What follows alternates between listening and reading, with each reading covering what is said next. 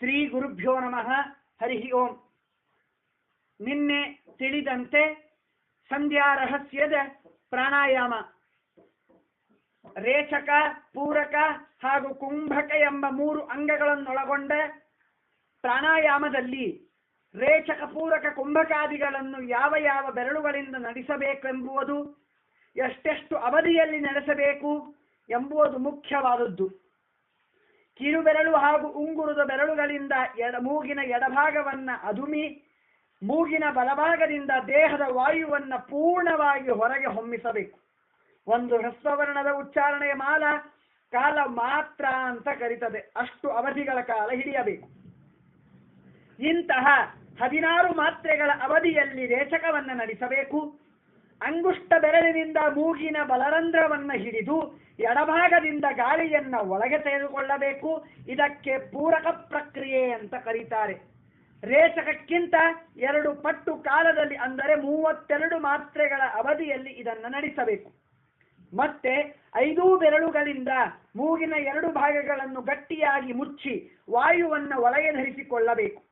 ವಾನಪ್ರಸ್ಥಾಶ್ರಮಿಗಳು, ಗೃಹಸ್ಥಾಶ್ರಮಿಗಳು ಎಲ್ಲ ಬೆರಳುಗಳಿಂದ ಕುಂಭಕದ ಸ್ಥಿತಿಯಲ್ಲಿ ಮೂಗಿನ ತುದಿಯಲ್ಲಿ ಹಿಡಿದುಕೊಳ್ಳಬೇಕಾದರೆ, ಯತಿಗಳು ಮತ್ತು ಬ್ರಹ್ಮಚಾರಿಗಳು ಕಿರುಬೆರಳು, ಉಂಗುರ ಬೆರಳು ಹಾಗೂ ಅಂಗುಷ್ಟಗಳಿಂದಷ್ಟೇ ಹಿಡಿದುಕೊಳ್ಳಬೇಕು. ಈ ಕುಂಭಕ ಪ್ರಕ್ರಿಯೆಯನ್ನ ಪೂರಕಕ್ಕಿಂತ 2 ಪಟ್ಟು ಅವಧಿಯಲ್ಲಿ ಮಾಡಬೇಕು. ಅಂದರೆ 64 ಮಾತ್ರಾ ಕಾಲದಲ್ಲಿ ಅದನ್ನ ಮಾಡಬೇಕು ಅನ್ನುವುದನ್ನ ನಾವು ನಿನ್ನೆ ಸವಿಸ್ತಾರವಾಗಿ ತಿಳಿದಿದ್ದೇವೆ. ಅದೇ ರೀತಿ ಮಾರ್ಜನೆ ಯಾಕೆ ಮಾಡಬೇಕು, ಮಾರ್ಜನೆಯಿಂದ ಆಗುವ ಲಾಭವೇನು, ಮಾರ್ಜನೆಯಿಂದ ಸಿಗುವ ಫಲವೇನು ಅನ್ನುವುದನ್ನು ಕೂಡ ತಿಳಿದಿದ್ದೇವೆ. ಅದೇ ರೀತಿ ಇದಾದ ನಂತರ ಸಂಧ್ಯಾ ರಹಸ್ಯದ ಇನ್ನೊಂದು ಮಹತ್ವವಾದ ಘಟ್ಟ ಅರ್ಘ್ಯ ಪ್ರದಾನ. ಹಾಗಾದರೆ ಅರ್ಘ್ಯ ಪ್ರದಾನವೆಂದರೆ ಏನು, ಅರ್ಘ್ಯ ಪ್ರದಾನವನ್ನ ಏಕೆ ಕೊಡಬೇಕು, ಅರ್ಘ್ಯ ಪ್ರದಾನಕ್ಕೆ ವಿಹಿತವಾದ ಹಿನ್ನೆಲೆ ಏನು ಅನ್ನುವುದನ್ನ ತಿಳಿದುಕೊಳ್ಳೋಣ. ಮಂದೇಹ ಮೊದಲಿಗೆ ಅರ್ಘ್ಯ ಪ್ರದಾನವನ್ಯಾಕೆ ಕೊಡಬೇಕು ಅನ್ನುವುದನ್ನು ತಿಳಿಯೋಣ. ಮಂದೇಹ ಎಂಬ ಪ್ರಸಿದ್ಧರಾದ ದೈತ್ಯರನ್ನು ಸಂಹರಿಸುವುದಕ್ಕಾಗಿ ಸೂರ್ಯಾರ್ಘ್ಯವನ್ನ ಕೊಡಬೇಕು. ಮಂದೇಹಾನಾಂ ವದಾರ್ಥಾಯ ಪ್ರಕ್ಷಿಡೇತ್ ಉದಕಾಂಜಲಿಂ ಅಂತ ಯಜುರ್ವೇದದ ಸ್ವಾಧ್ಯಾಯ ಬ್ರಾಹ್ಮಣದಲ್ಲಿ ಹೇಳಿದ್ದಾರೆ. ಹಾಗಾದರೆ ಯಾವುದೋ ಒಬ್ಬ ಮಂದೇಹ ಎಂಬ ರಾಕ್ಷಸನನ್ನ ಸಂಹಾರ ಮಾಡುವುದಕ್ಕೂ ಈ ಸೂರ್ಯಾರ್ಘ್ಯವನ್ನ ಕೊಡುವುದಕ್ಕೂ ಏನ್ ಸಂಬಂಧ ರೀ, ಏನೋ ಹೇಳ್ತಿದ್ದೀರಲ್ಲ ಅಂತ ತಲೆ ಕೆಡಿಸ್ಕೋಬೇಡಿ. ಅದಕ್ಕೆ ಉತ್ತರ ಇದೆ. ಮಂದೇಹ ಎಂದು ಪ್ರಸಿದ್ಧರಾದ ರಾಕ್ಷಸರು ಆದಿಕಾಲದಲ್ಲಿ ಬ್ರಹ್ಮದೇವರನ್ನ ಕುರಿತು ಉಗ್ರವಾದ ತಪಸ್ಸನ್ನ ಮಾಡಿ ಮೆಚ್ಚಿಸ್ತಾರೆ. ಬ್ರಹ್ಮ ಅವರಿಗೆ ವರವನ್ನ ಕರುಣಿಸ್ತಾನೆ. ಆಗ ಆ ವರದ ಪ್ರಭಾವದಿಂದಾಗಿ ಆ ರಾಕ್ಷಸರು ಸೂರ್ಯನ ಜೊತೆಯಲ್ಲಿ ಯುದ್ಧವನ್ನು ಯಾವಾಗಲೂ ಮಾಡುತ್ತಿರುವಂತೆ ಅವರು ವರವನ್ನ ಬೇಡ್ಕೊಂಡಿರ್ತಾರಂತೆ. ಅದೇ ರೀತಿ ಬ್ರಹ್ಮನ ವರದಿಂದ ಕೊಬ್ಬಿದ ಆ ರಾಕ್ಷಸರು ಸೂರ್ಯನ ಜೊತೆಗೆ ಅನವರತವಾಗಿ ಅಹರ್ನಿಶಿಯಾಗಿ ಯುದ್ಧವನ್ನ ಮಾಡ್ತಾ ಇರ್ತಾರೆ. ಹೇಗೆ ಗೊತ್ತಾ, ಉದಯಿಸುತ್ತಿರುವಾಗಲೇ ಸೂರ್ಯನೊಡನೆ ಯುದ್ಧವನ್ನ ಮಾಡಲು ಪ್ರತಿದಿನವೂ ಆರಂಭಿಸಿ ಸೂರ್ಯಾಸ್ತಮಾನದವರೆಗೂ ಎಡಬಿಡದೆ ಯುದ್ಧವನ್ನ ಮಾಡ್ತಾ ಇರ್ತಾರೆ.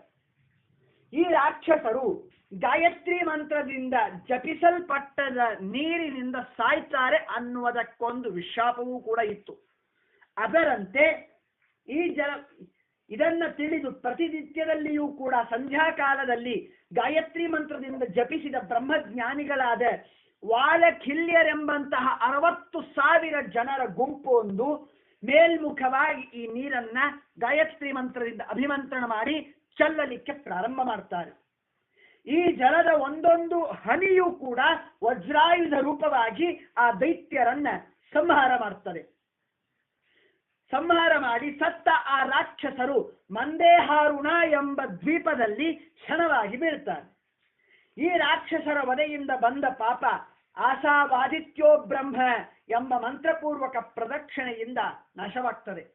ಈ ವಿಚಾರ ವಿಷ್ಣು ಪುರಾಣದಲ್ಲಿ ಹೇಳಿದೆ. ಅದರಂತೆ ಅರ್ಘ್ಯಕ್ಕೆ ತೆಗೆದುಕೊಳ್ಳುವಂತಹ ನೀರಿನಲ್ಲಿ ಶುಕ್ರಾಚಾರ್ಯರ ಆದೇಶದಿಂದ ಅಸುರ ಕುಲರಕ್ಷಣೆಗಾಗಿ ವೇತ್ರಪ ಎಂಬ ಅಸುರ ಇರ್ತಾನೆ. ಅದಕ್ಕಾಗಿಯೇ ಅರ್ಘ್ಯವನ್ನ ತೆಗೆದುಕೊಂಡ ಜಲದಲ್ಲಿ ಮೊದಲಿಗೆ ಬೀಜಾಕ್ಷರವನ್ನ ಬರೆಯಬೇಕು. ಕಿರುಬೆರಳಿನಿಂದ ಬಲಗೈ ಕಿರುಬೆರಳಿನಿಂದ ಓಂ ಭೂಹು ಭುವಃ ಸ್ವಃ ವಂ ಹ್ರಿಂ ಎನ್ನುವ ಪ್ರಣವ ವ್ಯಾಹೃತಿಗಳನ್ನ ಬರಿದು ಅರ್ಘ್ಯವನ್ನ ಕೊಡಬೇಕು. ಹೀಗೆ ಅರ್ಘ್ಯವನ್ನ ಏಕೆ ಕೊಡಬೇಕು ಅನ್ನುವುದಕ್ಕೆ ಈ ರೀತಿಯಾದ ಹಿನ್ನೆಲೆ ಇದೆ. ಹಾಗಾದರೆ ಅರ್ಘ್ಯವನ್ನ ಕೊಡಬೇಕಾದ ಸಮಯವಾದರೂ ಯಾವುದು ಅಂತ ಅಂದರೆ, ಹೇಗೆ ಕೊಡಬೇಕು, ಯಾವಾಗ ಕೊಡಬೇಕು ಅಂದರೆ ಅದಕ್ಕೆ ಉತ್ತರ ಉತ್ಥಾಯಾರ್ಕಂ ಪ್ರತಿ ಪ್ರೋಕ್ಷೇತ್ ಗಾಯತ್ರ್ಯಾತ್ರಂಜಲಿಂ ದ್ವಿಜಃ ಆದಿತ್ಯ ಮಂಡಲಾಂತಸ್ಥಂ ಧ್ಯಾತ್ವಾ ವಿಷ್ಣುಂ ಸನಾತನಂ ಅಂತ ವಸಿಷ್ಠರು ಹೇಳಿದ್ದಾರೆ. ಅಂದರೆ ಸಂಧ್ಯಾ ವಂದನೆಯ ಕಾಲದಲ್ಲಿ ಆಚಮನ, ಪ್ರಾಣಾಯಾಮ, ಸಂಕಲ್ಪ, ಮೊದಲನೇ ಮಾರ್ಜನ, ನಂತರದಲ್ಲಿ ಎರಡನೇ ಮಾರ್ಜನವಾದ ನಂತರ, ಅರ್ಘ್ಯ ಪ್ರದಾನವಾದ ನಂತರ ಹೇಳ್ತೇನೆ, ಎರಡನೇ ಮಾರ್ಜನದ ಸ್ವಲ್ಪ ವಿಶೇಷತೆ ಇದೆ. ಅಂದರೆ ಎರಡನೇ ಮಾರ್ಜನ ಆದ ನಂತರ ಎದ್ದು ನಿಲ್ಲಬೇಕು, ಸೂರ್ಯನನ್ನ ನೋಡಬೇಕು. ಅಥವಾ ಸೂರ್ಯನಿಲ್ಲೇ ಇಲ್ಲ ಅಂದ ಮೇಲೆ ಅರ್ಘ್ಯ ಹೇಗೆ ಕೊಡಬೇಕು ಅಂತ ಪ್ರಶ್ನೆ ಬೇಡ. ನಾವು ಅಲ್ಲಲ್ಲಿ ದೇವರ ಮನೆಯಲ್ಲಿ ಕೂತಿರ್ತೇವೆ, ಅಲ್ಲಿ ಸೂರ್ಯನನ್ನು ನೋಡಬೇಕು ಅಂತ ಹೇಳಿದ್ದೀರಲ್ಲ, ಹೇಗೆ ಇದು ಅಂತ ಹಾಗೆ ಏನು ತಿಳ್ಕೋವುದಿಲ್ಲ. ಸೂರ್ಯನನ್ನ ನೋಡುವುದು ಅಂದರೆ ಏನು ಅರ್ಥ? ಸೂರ್ಯ ದಿಕ್ಕಿಗೆ, ಸೂರ್ಯ ಉದಯಿಸುವ ದಿಕ್ಕಿಗೆ ಮುಖ ಮಾಡಿ ನಿಲ್ಲಬೇಕು. ದಿಕ್ಕನ್ನ ನೋಡಿದ ನಂತರ ಸೂರ್ಯಾಂತರ್ಗತನಾದ ಲಕ್ಷ್ಮೀ ಸಮೇತನಾದ ಸವಿತೃನಾಮಕನಾದ ನಾರಾಯಣನನ್ನ ಸ್ಮರಿಸಬೇಕು.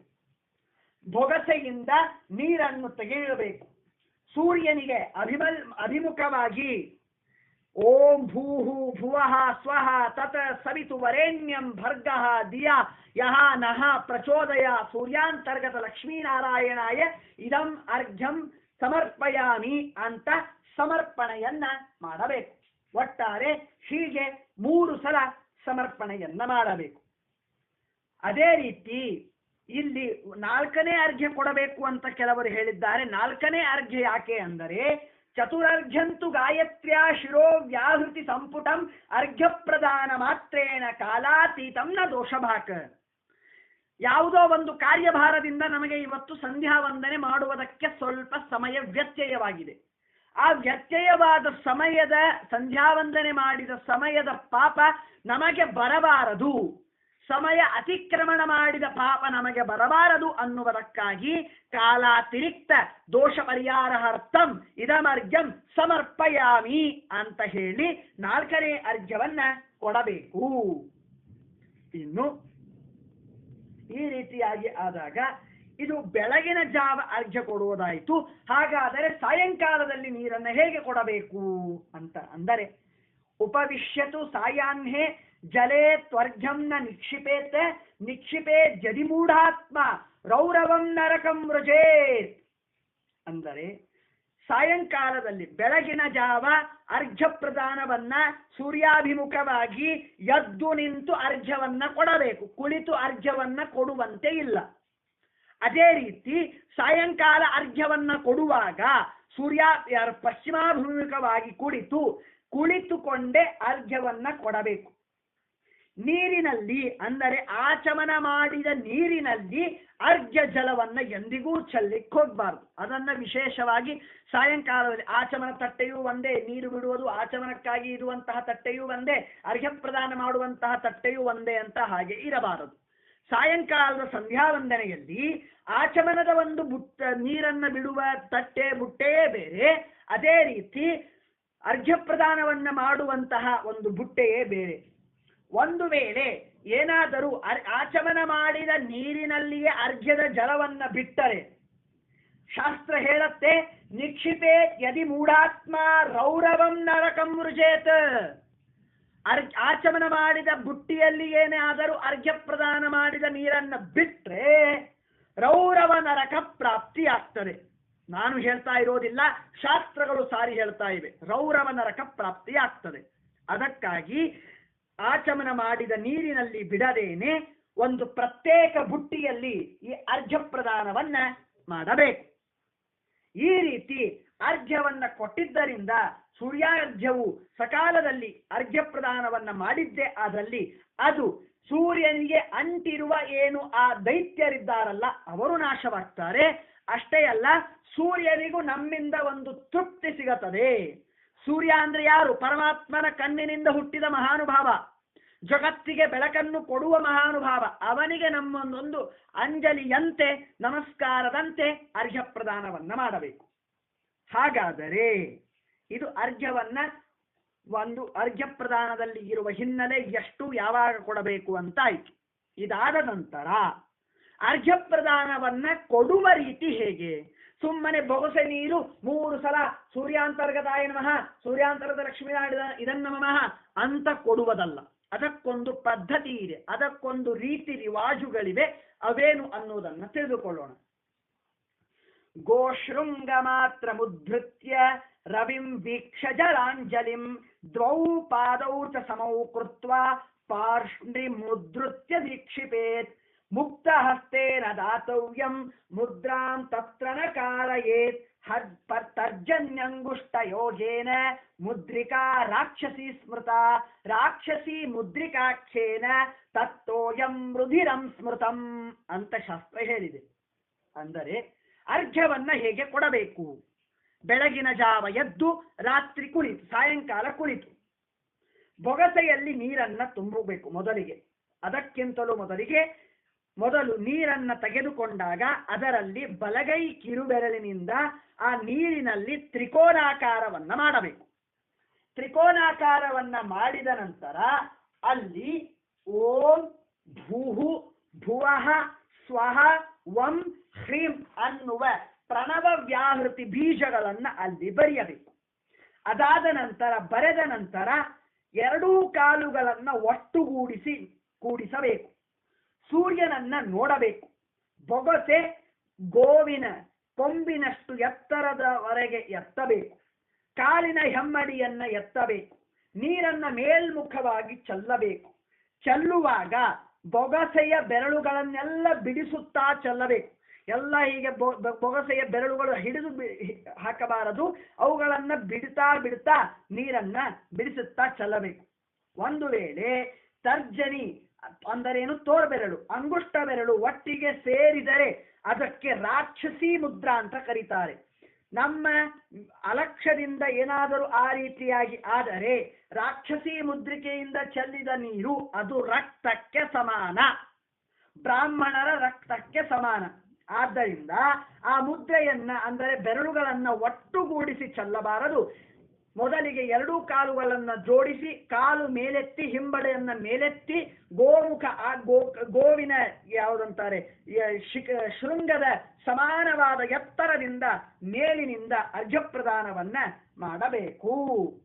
ವಿಶೇಷವಾಗಿ ನದಿ ಮುಂತಾದ ಸ್ಥಳಗಳಲ್ಲಿ ನೀರಿನ ಆಕರಗಳಲ್ಲಿ ಸ್ನಾನ ಮಾಡಬೇಕಾದಾಗ ಚಂದಾಗಿ ಮೈಯನ್ನ ಒರೆಸಿಕೊಂಡು ಅರ್ಧ ದೇಹವನ್ನ ಒರೆಸಿಕೊಂಡು ಅಲ್ಲಿ ಅರ್ಘ್ಯ ಪ್ರದಾನವರೆಗೂ ಸಂಧ್ಯಾ ವಂದನೆ ಮಾಡುವುದು ಇದು ಅದ್ಭುತವಾಗಿ ಪುಣ್ಯಪ್ರದವಾಗಿದೆ. ಅಲ್ಲ, ಈ ಮಾತು ಯಾರು ಹೇಳಿದ್ದಾರೆ ಗೊತ್ತಾ? ಬ್ರಹ್ಮಾಂಡ ಪುರಾಣದಲ್ಲಿ ಬಂದಿದೆ.